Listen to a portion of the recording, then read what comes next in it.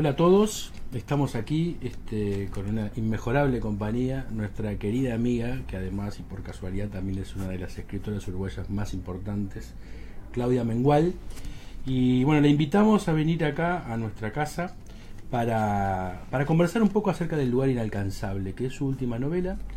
La anterior era Cartagena, que se publicó en 2015, o sea que bueno, hacía 3 años que no teníamos algo nuevo de Claudia.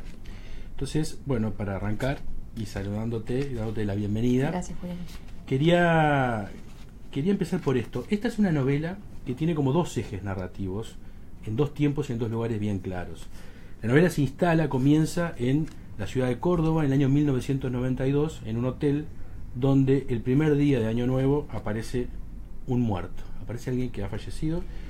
Y bueno, la búsqueda de la explicación de esa muerte desencadena toda otra serie de hilos narrativos, donde quizás el más importante, y por eso también hace referencia en la portada, está una situación, todo un eje narrativo que sucede en Francia durante la época de la ocupación nazi a la ciudad de París, y ahí quizás está el nudo de la novela, quizás ahí está el centro, quizás ahí está el corazón, en todo lo que pasó entre algunas personas, pequeñas historias que son muy importantes para ellos, que sucedieron en Francia durante esta época de la invasión nazi. Entonces, la pregunta quizá para arrancar, como eje disparador, es decir, bueno, aparece por ahí sobrevolando, no como protagonista, pero todo el tiempo una presencia que es Susana Soca, esa importantísima artista uruguaya a la cual le dedicaste un libro hace un tiempo. Entonces, todos sabemos que la ficción no necesita excusas y no necesita un asentamiento en lo real.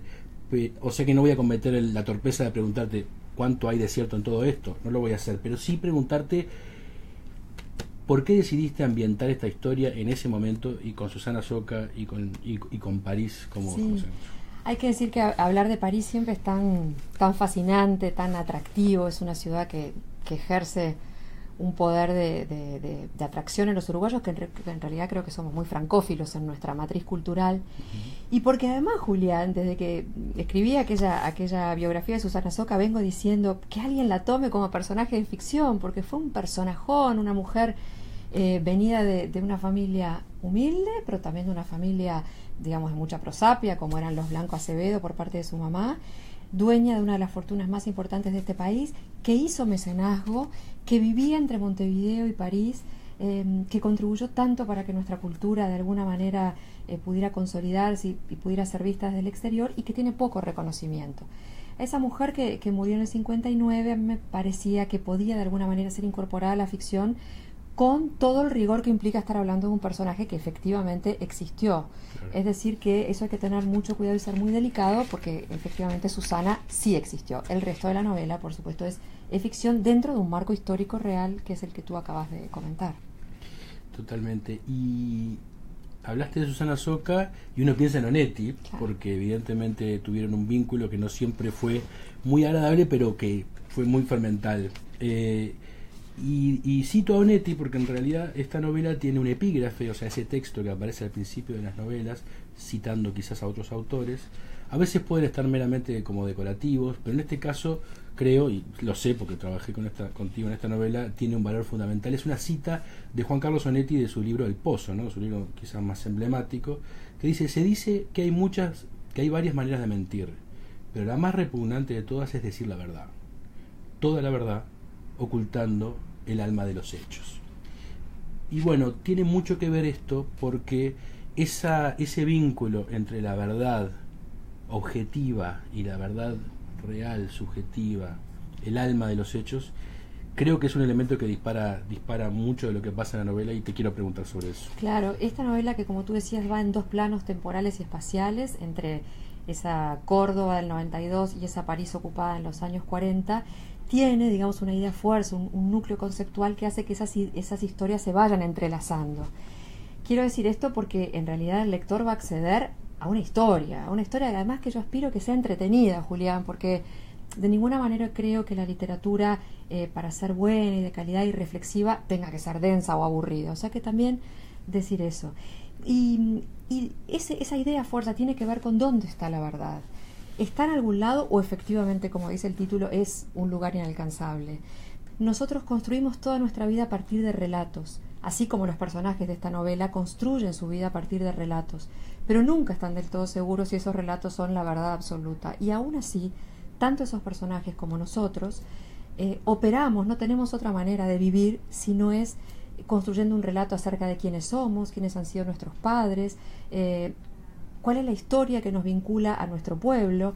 O sea que de alguna manera todos funcionamos en torno a un relato. Si ese relato es cercano o lejano a la verdad, es una de las grandes preguntas que hace esta novela, y que a mí me interesa hacérsela al lector, no darle una respuesta, hacérsela.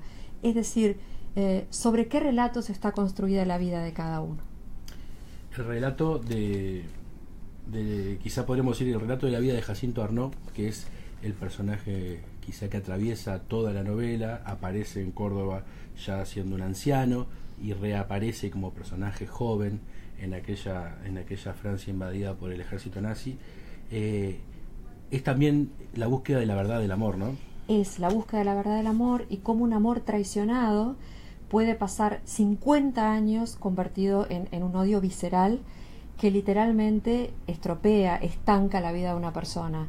Entonces este hombre que ha estado en París durante la guerra y que reaparece en Córdoba en el año 92 ha sido también preso de ese relato, y esta novela es una invitación también a recorrer la peripecia de esa vida para ir juntando todos los cristalitos como si fuera un caleidoscopio que construyen esa verdad a la que quizá no se llegue nunca, pero a la que deberíamos todos de alguna manera intentar aproximarnos.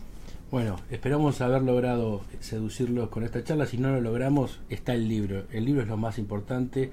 Acérquense a él en las librerías. Esta preciosa portada seguramente les va a llamar la atención. Denle la oportunidad de ingresar a este mundo que es absolutamente fascinante y conocer un poco más de estos personajes y de la obra de Claudia. Y un saludo grande para todos. Muchas gracias. Gracias a ti, Julián.